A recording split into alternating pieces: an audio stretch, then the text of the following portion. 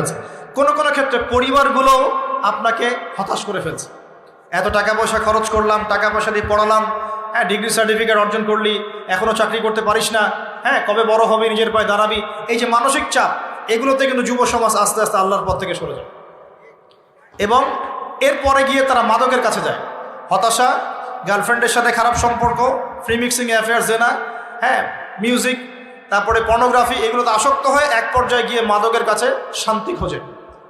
আর মাদক যখন আপনাকে পেয়ে বসবে, আপনি আপনার জীবন থেকে, জীবনের লক্ষ্য থেকে হারিয়ে যান এবং দাজ্জাল এবং তার অনুসারী বিজয়ী হয়ে গেল, আমরা হেরে গেলাম। এরকম ধাপে ধাপে আপনার সামনে অনেকগুলো ট্র্যাপ দিয়ে দেওয়া হয়েছে। বেকারত্বের ট্র্যাপ, হতাশা, নারী, জীবনের লক্ষ্য থেকে সরিয়ে দেয়া, এবং সবচেয়ে বড় কথা এখন চলছে ফ্রি মিক্সিং আর পর্নোগ্রাফি। এগুলো দিয়ে আপনার ভিতরে নূর, ইমানের নূর আর তেজটাকে তারা নষ্ট করে দিয়েছে। এখন এটাকে রিগেইন করতে হলে কি করতে হবে প্রিয় ভাই? প্রথম কাজ হচ্ছে দুনিয়াকে তুচ্ছ মনে করার মানসিকতা তৈরি করতে হবে। দুনিয়া ক্ষণস্থায়ী, তুচ্ছ, আমি এখানে থাকতে আসি নাই চিরদিন, এখানে আমার কিছু দায়িত্ব আছে। ওয়ামা খালাকতুল জিন্না ওয়াল ইনসা ইল্লা লিয়াবুদুন, এটা আমার দায়িত্ব। আর আরেকটা দায়িত্ব হচ্ছে হুয়াল্লাযী আরসালা রাসূলাহু বিল হুদা ওয়া দীনিল হক লিইয়ুযহিরাহু আলা দীনি কুল্লি, এটা আমার দায়িত্ব।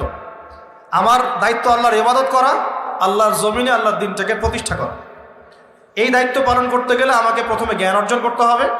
অতএব যুবক ভাইদের প্রথম কাজ হচ্ছে দ্বীনের জ্ঞান অর্জন করা। কি করা ভাই? দ্বীনের জ্ঞান অর্জন করা।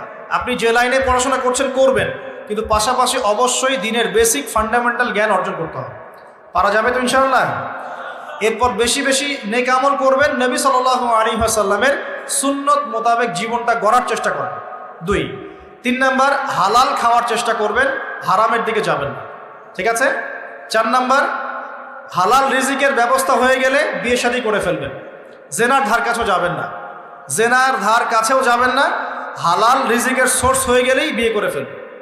তারপরে আদর্শ পরিবার করবেন, আপনার সন্তানদেরকে মানুষ করবেন এবং সবাইকেই কমসে কম পার্ট টাইম দাওয়াতি কাজ করতে হবে। সৎ কাজে আদেশ করবেন, অসৎ কাজে নিষেধ করবেন। ইনশাআল্লাহ আমাদের ঐক্যবদ্ধ প্রচেষ্টায় আল্লাহর জমিনে দিন আবার বিজয়ী হবে ইনশাআল্লাহ তাআলা।